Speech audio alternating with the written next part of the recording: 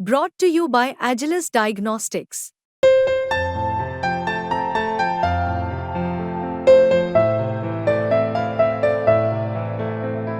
Agilus Diagnostics. इस बारे में कोई भी संकोच नहीं है, भीतरघात हुई है, बहुत बड़े स्केल पे हुई है। आप जिस समाज से आते हैं उस कम्युनिटी को लेकर एक आम धारणा हरियाणा में ये बन गई है कि भाजपा के अगेंस्ट में कम्युनिटी ने वोट करना है और बीजेपी का अब एक तरीके से मोह भंग हो चुका है पार्टी जाट समाज का बीजेपी से बिल्कुल। तो आप जैसे कुछ चुनिंदा नेता जो बीजेपी में जाट समाज से आते हैं तो वो किस तरीके से सर्वाइव कर रहे हैं? आपको नहीं लगता कि भाई ये एक बड़ा थ्रेट है और ये गड़बड़ हो रही है? और कुछ शहरों का भी फर्क रहता है। एक आध हरियाणा में सीटें ऐसी थी जो मुझे खुद लग रहा था कि स्वयं में ये टिकट ठीक नहीं है। आज यदि मनोहर लाल जी को दिल्ली एक बड़ी जिम्मेवारी में बुलाया गया है तो उसको हम प्रमोशन कह सकते हैं। उनसे मिलने चला गया, जब हम चंडीगढ़ मिलने जाते थे तो हमारा जल्दी नंबर लग जाता था। अब मैंने लिस्ट वहाँ पे देखी वेटिंग में, तो कई स्टेट्स के मुख्यमंत्री ने टाइम लिया हुआ था, क्योंकि उनके पास जो डिपार्टमेंट्स हैं वो सारे स्टेट्स जुड़े रहते हैं। तो हमें तो ये प्राउड फील हुआ कि हमारे नेता ऐसी जगह बैठे हैं जहाँ से पूरे देश को आप आगे बढ़ा सकते हैं, चीज़ें कर सकते हैं। जैसे मैंने एक स्लोगन दिया था, नेता नहीं बेटा, वो स्लोगन यदि मैं सही मायने में फिट करता हूँ तो नायब जी के ऊपर भी बैठता है। वो फील ही नहीं होता चीफ मिनिस्टर वाली बात कहीं से भी। नमस्ते, स्वागत है आपका हरियाणा तक में और मैं हूं आपके साथ राहुल यादव। और आज हम सोनीपत आए हैं और हमारे साथ जो मेहमान इस इंटरव्यू में हैं वो देवेंद्र कादयान हैं। और कादयान साहब, सबसे पहले तो मैं चाहूँगा कि आप हमारे चैनल पे पहली बार हमारे दर्शकों से मिल रहे हैं, तो अपना एक ब्रीफ इंट्रोडक्शन दे दीजिए कि देवेंद्र कादयान कौन है, कैसी आपकी जर्नी रही है। नमस्कार जी, मैं सोनीपत का रहने वाला हूँ और मेरी गन्नौर विधानसभा है।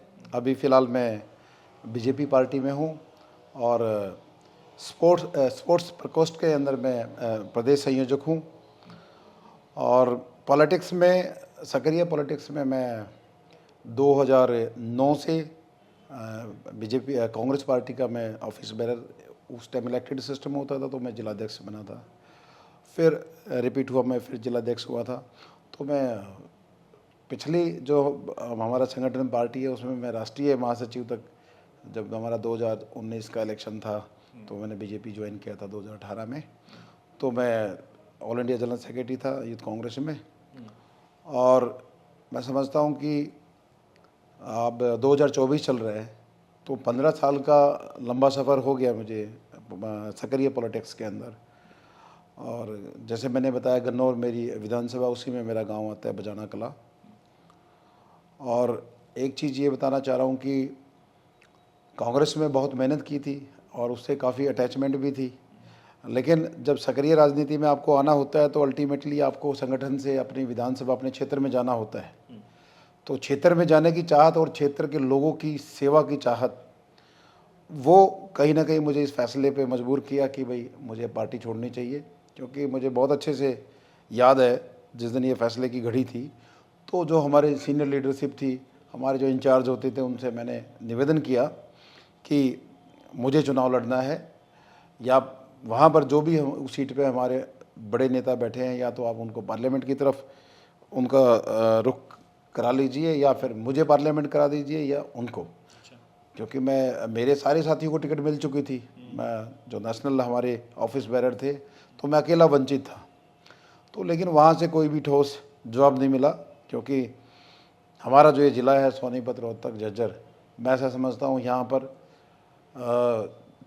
जो हमारी उस टाइम की कांग्रेस पार्टी की लीडरशिप थी सेंटर की, उस पे यहाँ की जो डोमेस्टिक लीडरशिप है वो हावी थी।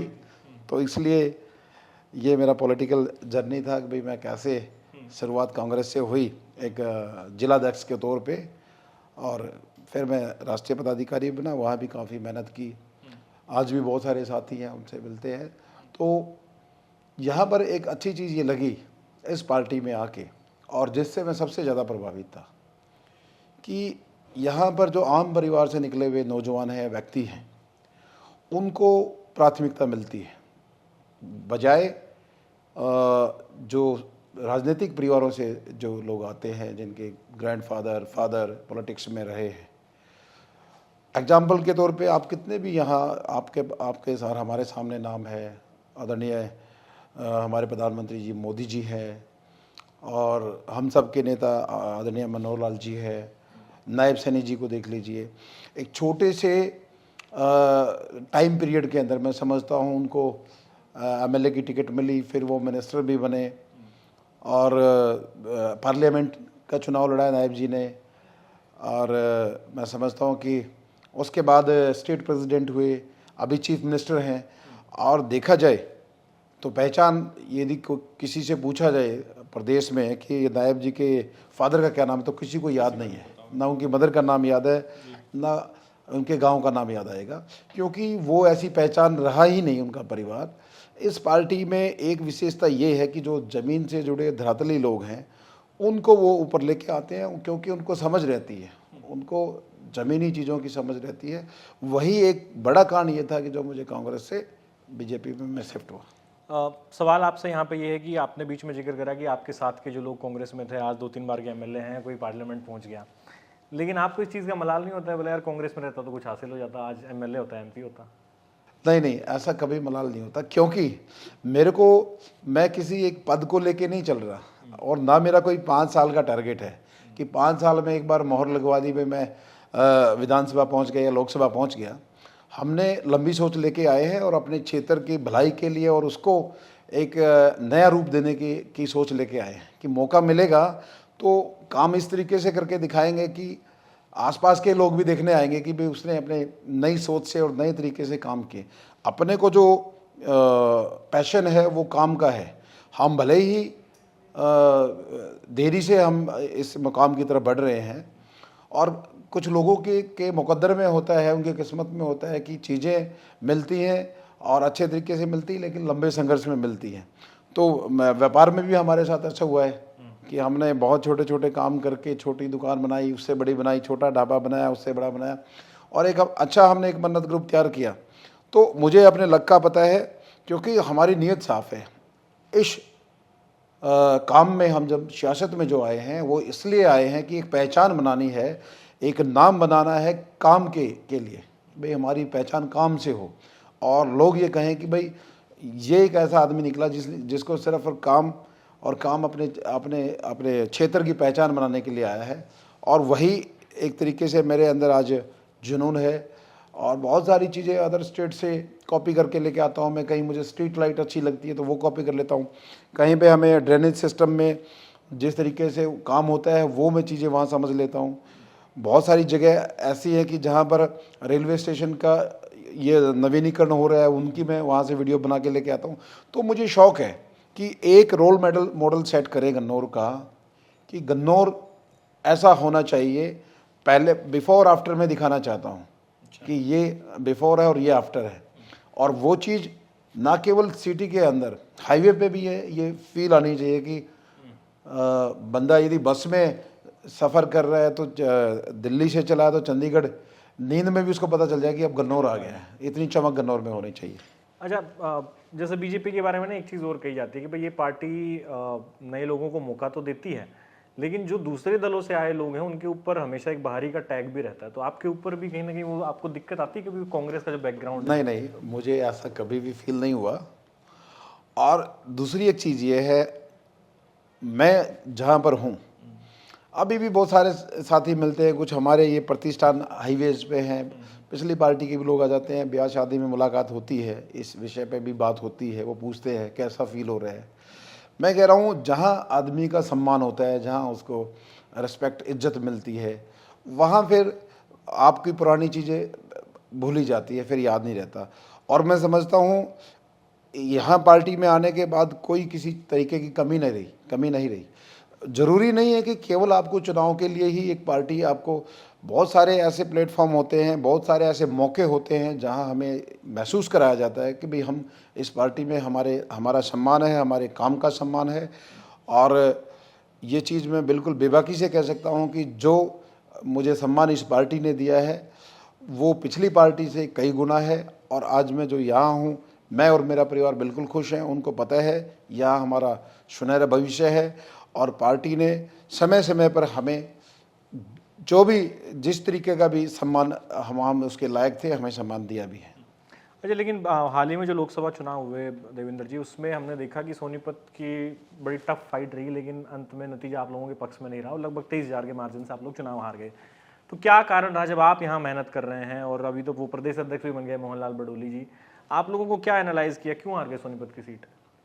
देखिए, वैसे तो ये बड़ा विषय है, लेकिन फिर भी आपने मेरे से सवाल किया है और मैं तो चाहता हूँ, मेरी गन्नौर विधानसभा है और गन्नौर विधानसभा में ही मैंने ज़्यादा मेहनत किया और मेहनत से हम वहाँ से जीते भी, बड़े मार्जिन से नहीं जीते, लेकिन हम वहाँ से हमने अपने प्रत्याशी को जिताया भी। और एक चीज़ मैं आपको बताना चाहता हूँ, हरियाणा में जो रिजल्ट रहा वो हमें 5 सीट मिली, 5 कांग्रेस पार्टी को मिली। और मैं ऐसा समझता हूँ कि हर सीट का जो जीत का मार्जिन है कांग्रेस का, वो पिछले चुनाव से अब का यदि आप सबका यदि मैच करेंगे तो एवरेज 3.5 लाख वोट उनको ज़्यादा मिली है सभी लोकसभाओं में। मात्र एक लोकसभा सोनीपत ही ऐसी थी जहाँ पर हमारा पिछला कैंडिडेट जो हमारे एमपी थे वो 1,61,000 से जीते थे और 21,000 का ये हमारा हम नीचे चले गए हैं। तो लगभग 82-83 का हमारा ये रहा है, जहाँ 3.5 लाख की दूसरे लोकसभा की का जो हमारा फिगर आ रहा है। दूसरी एक चीज़ ये मानता हूँ कि इस बारे में कोई भी संकोच नहीं है, भीतरघात हुई है, बहुत बड़े स्केल पे हुई है और उन चेहरों को चयनित भी किया है संगठन ने, पार्टी ने उस टाइम पे। तो एक बड़ा कारण ये भी रहा है, ये मैं बिल्कुल बेबाकी से कहता हूँ, क्योंकि हमारे अंदर कोई कमी है वो हमें एक्सेप्ट करनी चाहिए और पार्टी ने संज्ञान भी लिया है। कार्यकर्ताओं ने फीडबैक दिया है हमारे कार्यकर्ताओं ने।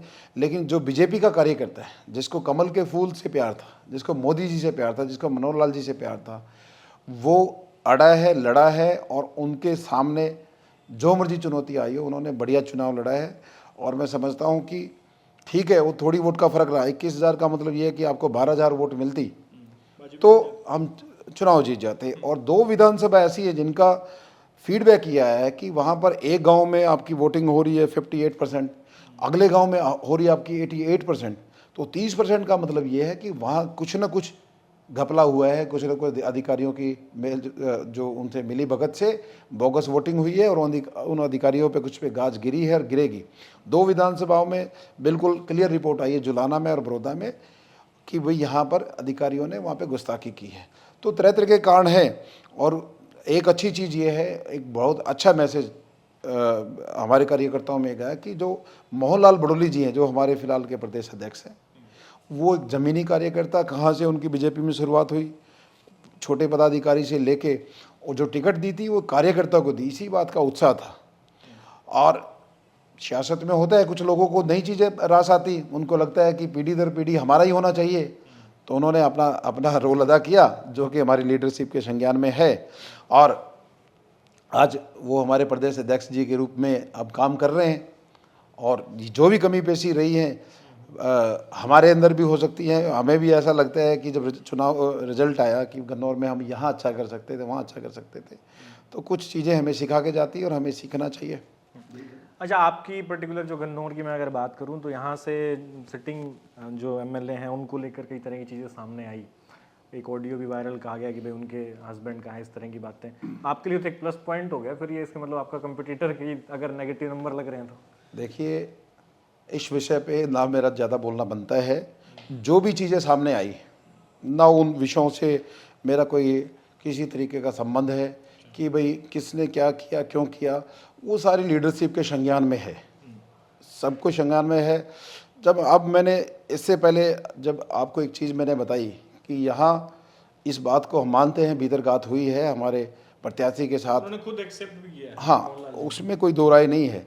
और मैं यही एक चीज़ बताना चाहता हूँ, जो थोड़ी देर पहले जिस बात पे चर्चा कर रही थी, यहाँ बात जो लोग चेहरों से जुड़े हुए हैं, जो कमल के फूल के साथ नहीं जुड़े हुए हैं, वो बहुत जल्दी फिल्टर हो जाते हैं। वो उनकी जर्नी जो बहुत सीमित होती है, वो थोड़ा समय पार्टी में आते हैं, पार्टी उनको सम्मान देती है और वो सम्मान उनको नहीं हजम हुआ तो फिर वो अपना रुख बदल लेते हैं या फिर पार्टी उनका रुख बदल देती है।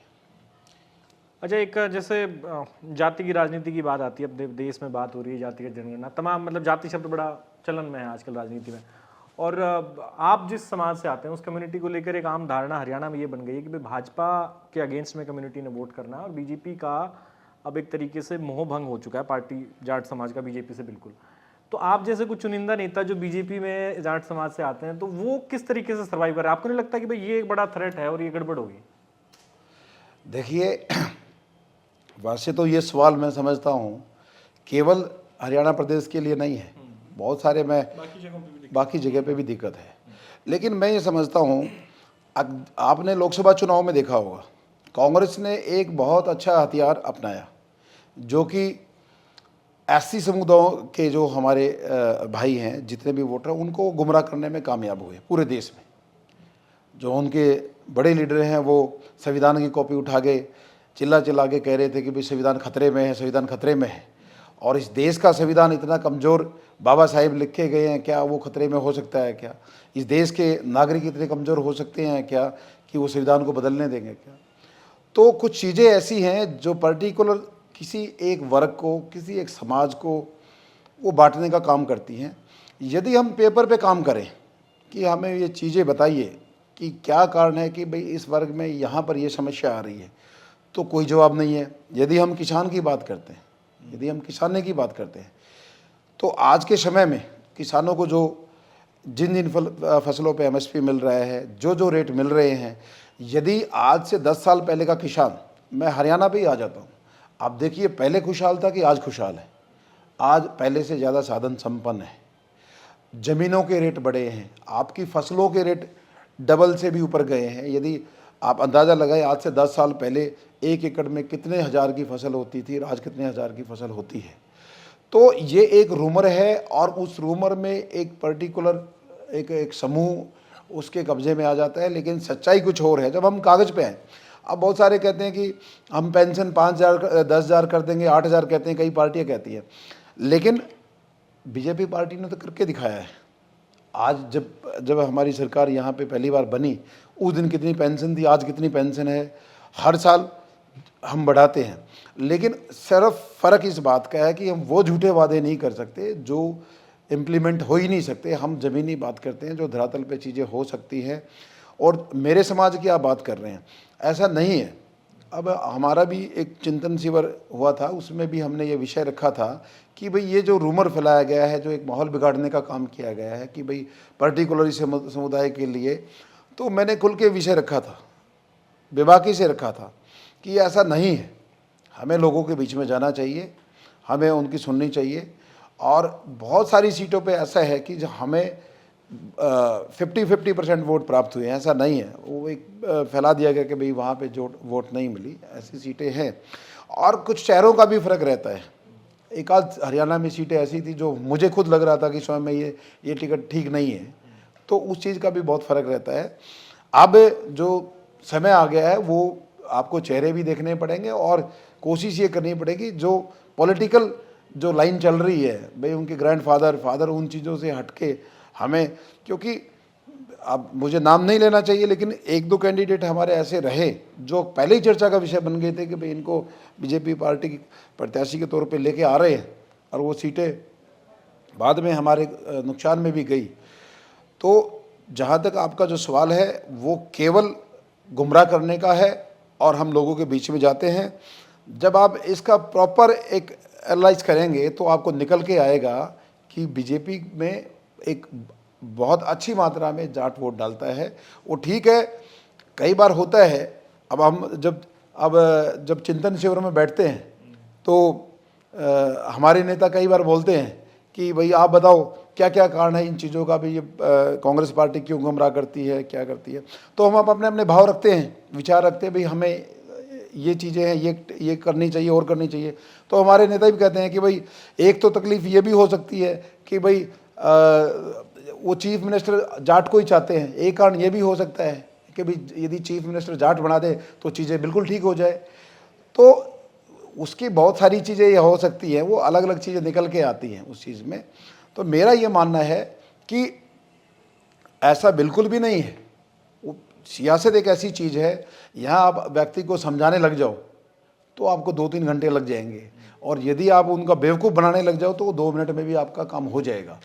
तो बहुत सारी चीज़ें जब हम कागज़ पे बैठते हैं और लिखते हैं कि भाई उस सरकार की और हमारी सरकारों की, यदि हम देहात की चीज़ों को उठाते हैं, मान लिया किसानी की उठाते हैं, मान लिया हम मजदूर वर्ग की उठाते हैं, तो उनसे कई गुना अव्वल हैं।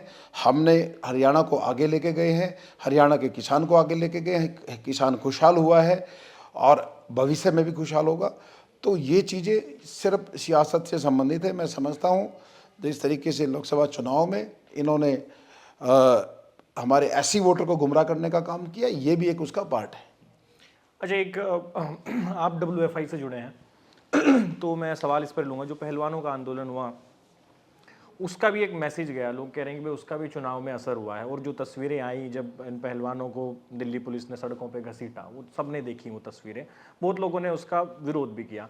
तो क्योंकि आप उस संस्थान से अब जुड़ गए हैं, तो आप कैसे देखते हैं कि ये जो चीज़ें थी, क्या इनको और बेटर तरीके से हैंडल किया जा सकता था? गलतियां हुई हैं, आप मानते हैं? बिल्कुल बिल्कुल। देखिए, पहली बात तो ये चीज़ें हमें सरकार के साथ नहीं जोड़नी चाहिए। अच्छा। क्योंकि फेडरेशन एक अलग संस्था है, सरकार एक अलग संस्था है। वो ठीक है कि भाई ये मामला जब संज्ञान में आया, ये मामला आया, उस टाइम हमारी सेंटर में गवर्नमेंट थी, लेकिन आप इस बात को कैसे कह सकते हैं?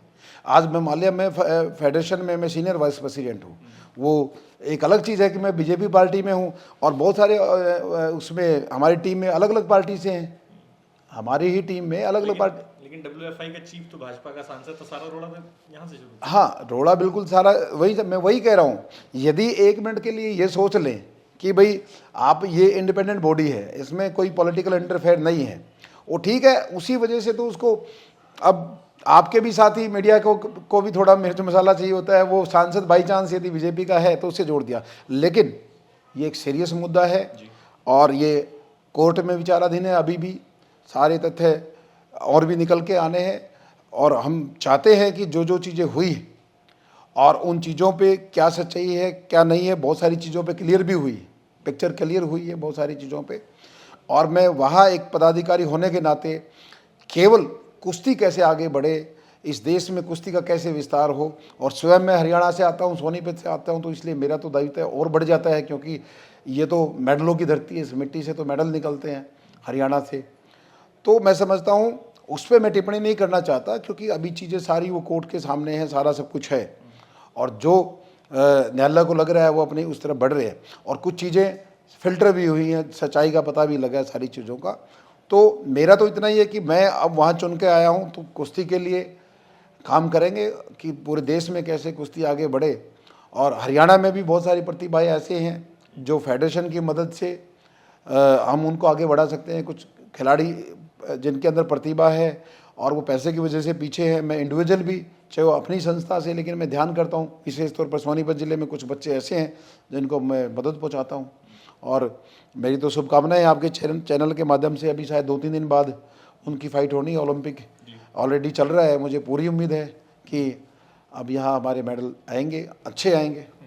अच्छा, आपने कहा कि कुछ जब टिकटें बांटी गई 10 सीट लोकसभा की बीजेपी की, तो कुछ लोगों पर सवाल उठे कि भाई बीजेपी ने इनको कैंडिडेट क्यों बनाया, और ऐसा लगा कि इस नतीजे के बाद में बीजेपी में जो गुटबाजी कांग्रेस में देखने को मिलती थी, अब बीजेपी में भी अलग अलग फ्रैक्शंस नजर आने लग गए।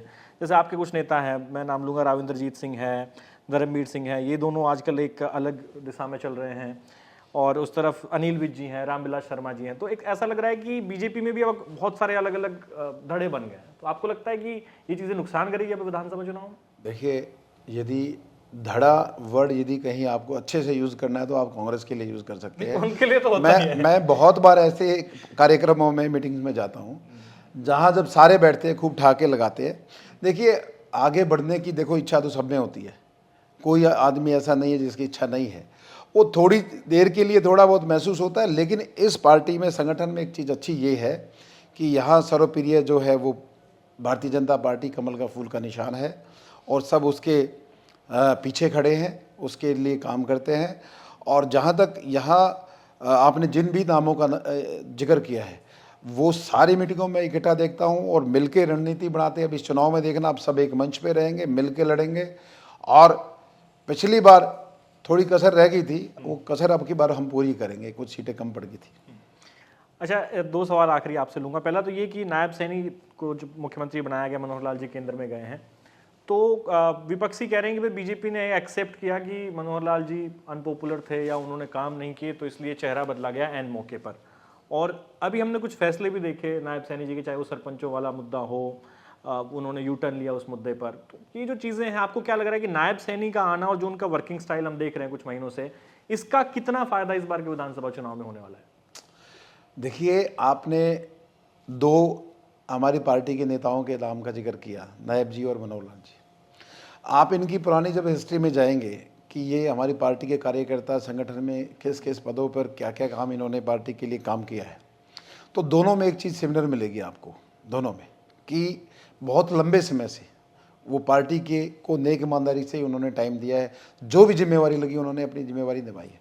और एक शख्सियत तो ऐसी है, उसने कभी भी जिस भी पद पे उनको जो भी जिम्मेवारी मिली पार्टी में, उसको बहुत मुस्कुरा के, बहुत मन से, बहुत खुश होके उसको एक्सेप्ट किया है। और मेरा ये मानना है, आज यदि मनोहर लाल जी को दिल्ली एक बड़ी जिम्मेवारी में बुलाया गया है तो उसको हम प्रमोशन कह सकते हैं, एक बड़ा दायित्व कह सकते हैं। अभी मैं पिछली उनसे मिलने चला गया, जब हम चंडीगढ़ मिलने जाते थे तो हमारा जल्दी नंबर लग जाता था। अब मैंने लिस्ट वहाँ पे देखी वेटिंग में, तो कई स्टेट्स के मुख्यमंत्री ने टाइम लिया हुआ था, क्योंकि उनके पास जो डिपार्टमेंट्स हैं वो सारे स्टेट्स जुड़े रहते हैं। तो हमें तो ये प्राउड फील हुआ कि हमारे नेता ऐसी जगह बैठे हैं जहाँ से पूरे देश को आप आगे बढ़ा सकते हैं, चीज़ें कर सकते हैं। और नायब जी की बात यह है, जब मनोहर लाल जी की यदि पार्टी को, संगठन को ऊपर ज़रूरत महसूस हुई सरकार में कि भाई ऊपर बड़ी जिम्मेवारी देनी है, तो कौन सा कार्यकर्ता सबसे मजबूत और ऐसा कार्यकर्ता जो हरियाणा को आगे बढ़ा सकता है, सारी चीज़ों का मेल मिलाप करके सारी लीडरशिप ने, आदरणीय प्रधानमंत्री जी ने, हमारे नेशनल प्रेसिडेंट जी नड्डा साहब ने, सबने मिलकर ये फैसला लिया। और इस फैसले का इस कदर स्वागत हुआ है हरियाणा में।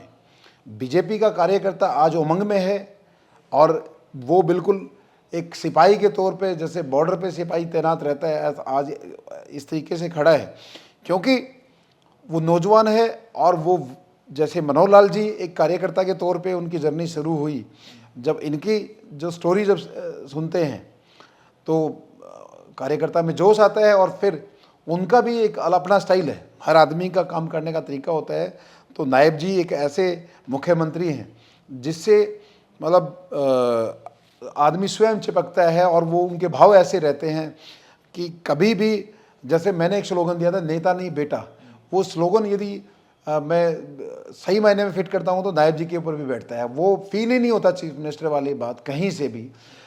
आप फोटो देखो डेली सोशल मीडिया पे, बुजुर्गों में, महिलाओं में, युवाओं में, और एक सेकंड के लिए भी फील नहीं होता कि हम किसी मुख्यमंत्री के पास बैठे हैं। तो ये दोनों शख्सियतें ऐसी रही हैं जो धरातल से, ज़मीन से निकल के आई हैं। और हरियाणा में जो बदलाव हुआ है वो बहुत बड़ा हिस्सा उसमें मनोहर लाल जी की सोच का है, और वो देहात से और ज़मीन से निकल के आया, इसलिए सारा बदलाव हुआ है। तो आज की डेट में नायब जी के आने से बहुत सारे कार्यकर्ताओं में जोश है, युवा हैं इस वजह से भी जोश है, और उनको ऐसा लगता है कि उनसे पहुंचने में कुछ ही घंटों की दूरी है। वो जहां भी मिलते हैं वो टाइम देते हैं। नेचुरल सी बात है, एज का ही फ़र्क रहता है। यदि बंदा 50 साल का है तो शरीर में थोड़ी ऊर्जा का फ़र्क रहता है इस बात का।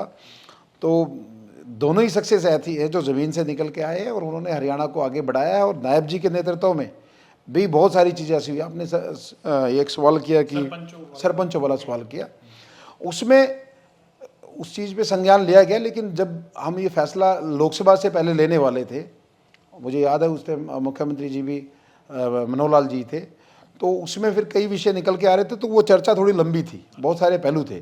और जब हम उसमें फैसला लेने की बारी आई तो कोड ऑफ कंडक्ट लग चुका था। ये हमारा फैसला पहले ही हो चुका था, लेकिन वो उस टाइम आचार संहिता की वजह से नहीं कर पाए, तो हमने उसके बाद में किया। चलिए आखिरी सवाल आपसे जो लूँगा देवेंद्र जी, गन्नौर जो क्षेत्र है आपका, जहाँ से आप टिकट की तैयारी कर रहे हैं, क्या मुद्दे आपने यहाँ आइडेंटिफाई करे हैं और किस तरह का गन्नौर का सपना आप लोगों को दिखा रहे हैं? और मैं चाहूँगा, क्योंकि आपके जैसे यंग लोग जब पॉलिटिक्स में आ रहे हैं तो यूथ की भी बहुत एस्पिरेशंस हैं, तो गन्नौर का मतलब किस तरह का गन्नौर आप लोगों को बना के देंगे अगर आप विधायक बनते हैं? देखिए, आपने बहुत अच्छा मेरा पसंदीदा सवाल किया। मैंने एक प्रॉपर वीडियो के द्वारा एक LED वैन बनवाई है जिसमें मैंने नए गन्नौर को उसके अंदर उतारा है। बिल्कुल प्रॉपर जो भी बनेगा, और बहुत सारे अधिकारियों से जानकारी जुटा के, और हमने अपने नेता से भी जानकारी जुटाई है, क्योंकि अब वो शहरी विकास मंत्री हैं। तो मैंने पूछा है कि सर मुझे बताई दीजिए कि गन्नौर में हम क्या कर सकते हैं और क्या सेंट्रल गवर्नमेंट हमें मदद कर सकते हैं। नया गन्नौर जो बनने वाला है, जो मेरे सपनों का जो गन्नौर है, उसके अंदर एक बहुत सुंदर बाईपास है। लड़सोली गांव से शुरू होता है और पूरा डी सेफ में पांची गुजरान जाके वो निकलेगा। हम यहाँ से यदि डिस्टेंस लगा के चलो तो लगभग 6 किलोमीटर का हमारी एंट्री और एग्जिट में फ़र्क है। पीछे से कई गाँव से होके आ रहे हैं वो। सबसे बड़ा यदि गन्नौर को बदलने का स्टेप है तो बाईपास है। उसके बाद जो हमारा गन्नौर पहले दिन से जूझ रहा है वो ड्रेनेज सिस्टम है। बारिश का जो पानी है उसका हमारा ठोस कोई काम नहीं हुआ है। पता नहीं किस वजह से क्यों कोशिशें फेल हुई है। ये मेरे अपने गन्नौर सपनों का गन्नौर है जो मैं बता रहा हूँ। हो सकता है किसी दूसरे प्रतिनिधि को ऐसा लगता है कि नहीं, यहाँ ये काम पहले प्रायोरिटी है। अब यहाँ जहाँ बैठे हैं, मान लो मेरा फूड का बिजनेस है, ये मेरा कार्यालय है, मान लो मेरा होटल का बिजनेस है।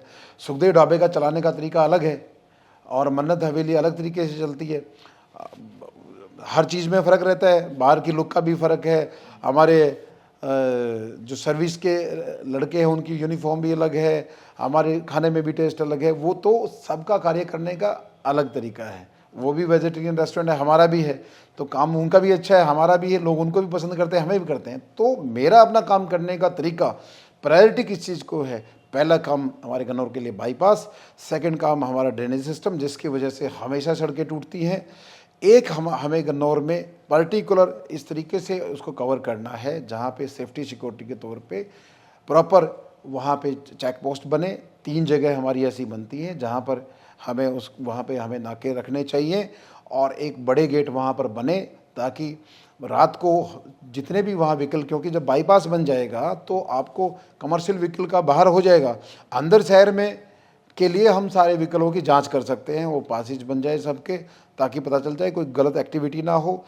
तीसरा बड़ा काम यदि मैं समझता हूँ, वैसे ड्रेनेज के बाद सड़कों का काम आता है, तीसरा बड़ा काम जो मैं समझता हूँ, हमारे गन्नौर के अंदर बहुत सारी जगह ऐसी है बाज़ार के अंदर जहाँ पब्लिक टॉयलेट नहीं है। बहुत बड़ी प्रॉब्लम्स है वहाँ पे इस चीज़ की। और हमारा रेलवे स्टेशन अभी पुराने डिजाइन से चल रहा है। वो मैंने कम से कम 10-12 रेलवे स्टेशन की मैंने वीडियो देखी है। तो मेरी सिफारिश रहेगी, अब सेंटर में हमारी गवर्नमेंट है तो उनसे भी कोई ना कोई सुंदर मॉडल हम यहाँ लेके आएंगे। हमारे बस स्टैंड का नवीनीकरण होना है, हाईवे पे है, काफ़ी स्पेस है, वहाँ पे अच्छा बन सकता है। बहुत सारे स्टूडेंट्स के लिए, जैसे हमारा अभी गर्ल्स कॉलेज बना है यहाँ पे, गवर्नमेंट कॉलेज बना है, वहाँ पे अभी इम्प्लीमेंट नहीं हो पाया अच्छे से बिल्डिंग का। तो गन्नौर को कैसे औरों से अलग करना है, कौन सी अलग डिजाइन की स्ट्रीट लाइटें होनी चाहिए, कौन से यहाँ पर फ्लावर हमारे उस पे डिवाइडर पे लगने चाहिए, कैसे हमारा वेलकम गेट होना चाहिए, कैसे हमारा गन्नौर सेफ होना चाहिए, यहाँ पर किसी तरीके की गलत एक्टिविटी ना हो, कैसे हमारे व्यापारी सुरक्षित हों, और इस गन्नौर को एक मॉडर्न गन्नौर बनाना है, ये मेरा सपना है। तो देवेंद्र कादयान हमारे साथ थे, मॉडर्न गन्नौर के सपने के साथ आगे बढ़ रहे हैं और होटेलियर हैं। इनका बिजनेस है मन्नत ग्रुप ऑफ होटल्स। अगर आप दिल्ली से कहीं भी जाएंगे चारों दिशाओं में तो कहीं ना कहीं आपको एक मन्नत हवेली मिल ही जाएगी। और सबसे बड़ी बात यह कि बीजेपी के नेता हैं और गन्नौर से इस बार टिकट मांग रहे हैं। तो क्या रहेगा इस बार के विधानसभा चुनाव में, क्या देवेंद्र कादयान को टिकट मिलेगा, और अगर मिलता है तो फिर इनकी किस्मत का फैसला जनता क्या करेगी, ये सब हमें नवंबर तक का इंतजार करना पड़ेगा। तब तक चीज़ें क्लियर हो जाएंगी। और ये इंटरव्यू, ये बातचीत कैसी लगी आप कमेंट सेक्शन में लिखकर जरूर बताइए। और आप हरियाणा तक देखते रहिए। आपका बहुत बहुत शुक्रिया।